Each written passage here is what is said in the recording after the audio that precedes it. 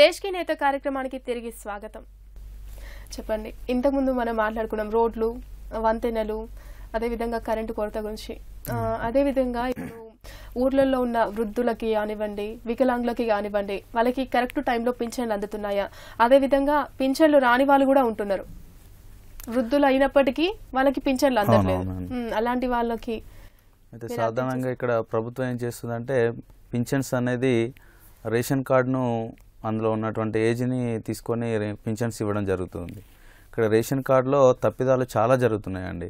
సాధారణంగా ముసలి వాళ్ళు 70-80 సంవత్సరాలు ఉన్నప్పటికీ రేషన్ కార్డులో 45 సంవత్సరాలు 50 సంవత్సరాలు ఆ విధంగా అందులో నమోదు కావడం జరుగుతుంది. దానివల్ల సర్పంచ్ల చుట్టూ వాళ్ళు ఏంటంటే తిరిగి అనేక విధాలుగా వాళ్ళు మొరపెట్టుకోవడం జరుగుతుంది. ఆ విధంగా మేము వాళ్ళకి హెల్ప్ చేయాలనేటువంటి ఆలోచనతో ఆఫీస్ పరంగా తిరిగి అనేక ఇబ్బందులు పడేటువంటి పరిస్థితి ఉంది. కాబట్టి రేషన్ కార్డులో ఉన్నటువంటి వయస్సును మళ్ళీ అంటే సవరణ చేసుకునే విధంగా కానీ, లేదంటే ఆ విధంగా ఏదైనా గ్రామ సర్పంచ్ ధృవీకరణ కానీ, ఒక డాక్టర్ ధృవీకరణ కానీ, ఇంకా వేరే వేరే ఆధారాలతో కనుక వాళ్ళకి పింఛని ప్రభుత్వం ఇప్పించగలిగినట్టయితే అది సర్పంచ్గా కానీ ప్రభుత్వ పరంగా కానీ వృద్ధులకు ఎక్కువగా పింఛన్స్ ఇచ్చి వాళ్ళని ఆదుకునేటువంటి పరిస్థితి ఉంటుంది. కాబట్టి ఈ విధంగా ప్రభుత్వం కృషి చేయాలని చెప్పి మేము కోరుకుంటున్నాం. వికలాంగులు కూడా ఉంటున్నారు కదండి, వికలాంగులను గుర్తించి చేయాల్సిన బాధ్యత కూడా మీ పైన ఉంది. అయితే వికలాంగులను మేము గుర్తిస్తే ఇక్కడ నడిచేటువంటి పరిస్థితి లేదు. ఇక్కడ సాధారణంగా ప్రభుత్వ క్యాంపు గవర్నమెంట్ హాస్పిటల్లో క్యాంపు పడ్డప్పుడు వాళ్ళు సర్టిఫికేట్ తెచ్చుకోవాలి. ఆ సర్టిఫికేట్లో కూడా 60% ఎబో వాళ్ళు డిఫికల్ట్గా ఉన్నట్టయితేనే వాళ్ళకు పింఛన్ శాంక్షన్ కావడం జరుగుతుంది. కాబట్టి ఆ విధంగా కూడా ఇక్కడ మనం హెల్త్ క్యాంప్స్ అనేది కళ్యాణ్ గ్రామంలో కూడా ఏర్పాటు చేయడం జరిగింది. ఆ ఏర్పాటు చేసినటువంటి క్యాంప్లో వాళ్ళు సర్టిఫై చేసుకొని ఇక్కడ హ్యాండిక్యాప్డ్ సర్టిఫికేట్ కనుక తెచ్చుకున్నట్టయితే ఆ తెచ్చుకున్న వారందరికీ కూడా పింఛన్ ఇప్పివ్వడానికి మేము కృషి చేస్తూ ఉన్నామండి. అయితే ఇప్పుడు చూసుకున్నట్టయితే ఆధార్ కార్డు ఉంది కదండి, ఆధార్ కార్డు విషయంలో ప్రజలు ఎంతో మంది ఎన్నో విధాలుగా వాళ్ళు చాలా విధాలుగా సఫర్ అవుతున్నారు. అయితే ఆధార్ కార్డు ప్రభావం మీ ఊర్లో ఎలా ఉంది?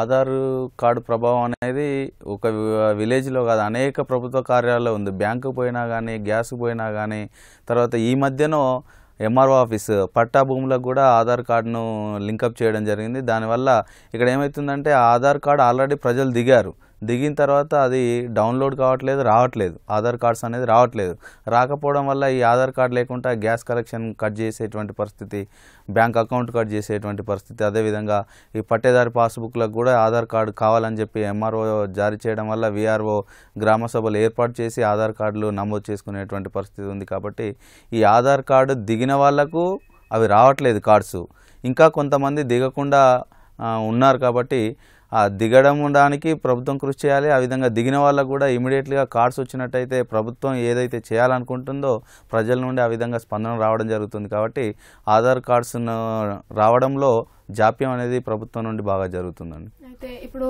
ముఖ్యంగా తీసుకున్నట్టయితే ఊర్లలో సేంద్రియ వ్యవసాయం వెనకబడిపోయింది. సేంద్రియ వ్యవసాయం అంటే పశువులు, కోళ్లు, వీటి పెంపకం ఈ ఊర్లో ఎలా ఉంది? పశువులు అంటే ఇక్కడ గ్రామీణ ప్రాంతాల్లో రియల్ ఎస్టేట్ పుణ్యమా అని చెప్పి అన్ని భూములన్నీ కూడా రియల్ ఎస్టేట్ మయమైపోతున్నాయి. కాబట్టి పూర్వము వ్యవసాయం చేసేవారికి అనేక రకాల పశువులు ఉండేవి, ఆవులు కానీ వివిధ రకాల ఎక్కువ పశువులను పెంచుకొని వాటి నుండి వచ్చినటువంటి సేంద్రియ ఎరువులతో వ్యవసాయం చేసేవారు. ఇప్పుడు ఆ పశువులు అనేది లేవు, మొత్తం యాంత్రికంగా తయారైపోయింది. కాబట్టి వాటితో పనిచేస్తేనే వ్యవసాయం గిట్టుబాటు లేదు. కాబట్టి ఇక పశువులను పెంచుకునేటువంటి పరిస్థితి అనేది ఊళ్ళో తక్కువైపోయింది. అక్కడ భూమి కూడా ఎక్కువగా లేకపోవడం వల్ల సేంద్రియ పద్ధతులను రైతులు అవలంబించలేకపోతున్నారు. దానికి అనేక రకాల ఇబ్బందులు, మన రసాయనిక ఎరువులు వాడితే ఇబ్బందులు అనేది ఉన్నాయి. అదేవిధంగా వ్యవసాయము గిట్టుబాటు కాకపోవడానికి కారణం కూడా అదని చెప్పి మనం పొలం బడి కార్యక్రమంలో రైతులకు అవగాహన కల్పిస్తున్నాం. ఇప్పుడు కొంత అవగాహన అనేది వచ్చింది. ఇక్కడ ఆవులను కానీ బర్రెలను కానీ పెట్టుకున్నట్టయితే పాడి పరిశ్రమను కనుక అభివృద్ధి చేసినట్టయితే కుటుంబ పరంగా ఆర్థికంగా వాళ్ళు బాగుపడతారు. అదేవిధంగా సేంద్రియ వ్యవసాయం కూడా చేసుకోవడానికి అవకాశం ఉందని చెప్పి రైతులను మేము అవగాహన కల్పిస్తున్నాం. ఇప్పుడు మహిళల గురించి తీసుకున్నట్టయితే మహిళా సంక్షేమ పథకాలు కరెక్ట్గా అమలు అవుతున్నాయా? అదేవిధంగా అది వడ్డీ లేని రుణాలు ఇప్పిస్తాము, అదేవిధంగా కుటీర పరిశ్రమలు చేసుకోవడానికి వాళ్ళకి ట్రైనింగ్ సెంటర్స్ అవి ఏర్పాటు చేస్తాము అని చెప్పేసి ప్రభుత్వం అంటుంది. అలాంటివన్నీ మీ ఊర్లో ఎలా ఉన్నాయి? మహిళా సంక్షేమానికి వచ్చేసే వరకు మహిళలు అనేది అనేక సంఘాలుగా ఏర్పడ్డారండి. అది చాలా మంచి పరిణామం. కాకపోతే ఇక్కడ ఏమైపోతుంది అని అంటే మహిళల్లో చైతన్యం అనేది ఇంకొద్దిగా రావాలండి. ఇక్కడ ఏమున్నా కానీ వాళ్ళు బ్యాంక్ లింకేజ్ ఒక రుణాలకే పరిమితం అయిపోతున్నారు. ఇక్కడ వాళ్ళకు ప్రతి నెల 18, 19 తారీఖులో మీటింగులు జరుగుతూ ఉంటాయి మహిళా సంఘాలది. ఆ సంఘాలకు దాదాపు నెలకు ఒకసారి మేము తప్పకుండా వెళ్ళి వాళ్ళను ప్రోత్సహించడం జరుగుతుంది. ఇక్కడ గ్రామంలో అనేక అభివృద్ధి కార్యక్రమాలు జరగాలి అంటే ఇంటి శుభ్రం కానీ, వాడ శుభ్రం కానీ, గ్రామ శుభ్రం కానీ, గ్రామ అభివృద్ధి కానీ మహిళల మీద ఎక్కువగా ఉంటుంది. కాబట్టి వాళ్ళ ఆ కోణంలో చైతన్యం కావాలని చెప్పి ప్రతి నెల 18, 19 తారీఖు వాళ్ళ సంఘ కార్యాలయాలకు వెళ్ళి వాళ్ళకు అవగాహన కల్పించడం జరుగుతుంది. అయితే వాళ్ళు ఏమున్నా కానీ ఒక బ్యాంకు రుణాలకే పరిమితం అయిపోయి సంఘాన్ని నడిపించుకుంటూ రుణాలు తెచ్చుకొని మళ్ళీ యథావిధిగా కట్టేస్తూ ఉన్నారు. ఒక సంఘం అంటే ఒక రుణానికే కాదు, అనేక సంక్షేమ పథకాలను అభివృద్ధి చేయడంలో కానీ, గ్రామాన్ని అభివృద్ధి చేయడంలో వాళ్ళు ముందుండాలని చెప్పి వాళ్ళని చైతన్యం చేస్తూ ఉన్నాం. ఇంకొద్దిగా వాళ్ళలో ఇంకా ప్రోత్సాహం అనేది ఇంకా రాలేదు. అంటే అప్పటికిప్పటికి కొంత మార్పు అనేది జరిగింది. ఆ మార్పుతోని ఇంకా రానున్న 5 సంవత్సరాల్లో పూర్తిగా మహిళా సంఘాలను చైతన్యవంతం చేసి గ్రామాన్ని అభివృద్ధి చేయడంలో వారి వంతు బాధ్యతను మేము నిర్వర్తించడానికి కృషి చేస్తున్నాం.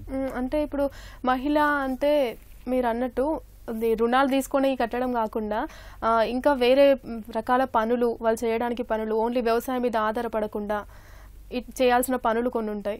అలాంటివన్నీ వాటికి వాళ్ళకి అవగాహన కల్పించాల్సిన బాధ్యత కూడా మీ పైన ఉంది. ఓకే అండి. అంటే ప్రభుత్వం నుండి కుటీర పరిశ్రమలు కానీ, ఇంట్లో ఉండి వాళ్ళు చేసుకునేటువంటి పనులు కానీ, అంటే మహిళా సంఘాల ద్వారా బ్యాంక్ లింకేజ్ల ద్వారా కొంత రుణాన్ని పొంది వివిధ రకాలుగా పరిశ్రమలను, చిన్న చిన్న కుటీర పరిశ్రమలను ఏర్పాటు చేసుకొని వాళ్ళు డెవలప్ అయ్యే విధంగా వాళ్ళకు వివిధ రకాలైన పథకాలు ఏం పథకాలు ఉన్నాయి, ఏ విధంగా వాళ్ళు అభివృద్ధి చెందాలనేటువంటి విషయాలను వాళ్ళకు అవగాహన కల్పిస్తూ ఉన్నామండి. సర్పంచ్గా ఒక గ్రామం ఎలా అభివృద్ధి చెందితే బాగుంటుంది అని అనుకుంటున్నారు? అయితే సర్పంచ్గా గ్రామం అభివృద్ధి చెందాలని చెప్పి ప్రతి సర్పంచ్ అనుకుంటాడు. దానికి ప్రజల నుండి కూడా సహకారం అనేది పూర్తిగా లభించాలి. అయితే ఈ సహకారం అనేది కొన్ని చోట్ల ఏమైపోతుంది అని అంటే రాజకీయంగా దాన్ని వ్యత్యాసంగా చూస్తున్నారు. అంటే సర్పంచ్ చేసేది మంచి పనే, గ్రామానికి అభివృద్ధి చెందుతున్నటువంటి పని అయినప్పటికీ అతను చేస్తే అతనికే లాభం జరుగుతుంది, అతడే క్రెడిట్, అంటే అతడు డెవలప్ అయిపోతుండే, అతనికి మంచి పేరు వస్తుంది అనేటువంటి ఒక ఆలోచనతోని కొంతమంది రాజకీయ నాయకులు ఏంటంటే మంచి పనిని కూడా అపహాళన చేసేటువంటి పరిస్థితి, అంటే వ్యతిరేకించేటువంటి పరిస్థితులు ఊళ్ళలో కనబడుతూ ఉంటాయి. కాబట్టి అలాంటి పరిస్థితులను ప్రజలు చైతన్యవంతం చేసి ప్రజల్లో ఇంకా చైతన్యం కనుక వచ్చి పూర్తిగా సర్పంచ్కి సహకారాన్ని అందించినట్టయితే సర్పంచ్లందరూ కూడా గ్రామాన్ని అభివృద్ధి చెందడానికి కృషి చేస్తారని. ఓకే, తెలంగాణ సంస్కృతి సంప్రదాయాలు అవి అందరికీ తెలిసిన విషయమే అయినప్పటికీ ఇప్పుడు వెనకబడిపోతున్నాయి. సో అలాంటి దాంట్లో మీ ప్రాధాన్యత? తెలంగాణ సంస్కృతి అని అంటే సాధారణంగా ఇప్పుడు తెలంగాణ ఉద్యమం ఏర్పడినప్పటి నుండి తెలంగాణ సంస్కృతుల మీద ఎక్కువగా అవగాహన అనేది పల్లెల్లో వచ్చేసింది. అంటే మర్చిపోయిన వాటిని కూడా మళ్ళీ పునరావృతం అనేది జరుగుతూ ఉంది. ఆ విధంగా కుల వృత్తులు అనేది, అంటే మామూలుగా కుల సంఘాలు కూడా ఏర్పడుతున్నాయి కాబట్టి వారికి సంబంధించినటువంటి కుల వృత్తుల మీద ఇప్పుడు ఎక్కువగా శ్రద్ధ వహిస్తూ ఉన్నారు. అంటే ఎక్కడికో పోయి మనం పని చేసుకునే మన వృత్తిని మనం డెవలప్ చేసుకున్నట్టయితే బాగుంటుంది కదా అనేటువంటి ఆలోచనతో పల్లెల్లో ఇప్పుడు కుల వృత్తులు అనేది అభివృద్ధి చెందుతున్నాయి కొద్దిగా. మీ గ్రామాన్ని మీరు అభివృద్ధి పదంలో నడిపిస్తారని కోరుకుంటూ మీ విలువైన సమయాన్ని మాకు కేటాయించినందుకు ధన్యవాదాలండి. ఓకే, చూశారు కదండి దేశ్ కి నేత కార్యక్రమం. దేశ్ కి నేత కార్యక్రమంలో శ్రీనివాస్ రెడ్డి గారు ఇచ్చిన అమూల్యమైన సూచనలు, సలహాలు, వారి గ్రామాన్ని అభివృద్ధి పథంలో నడిపించాలనుకుంటున్న తీరు. మరో దేశ్ కి నేతతో మళ్ళీ కలుద్దాం. అంతవరకు సెలవు, నమస్కారం.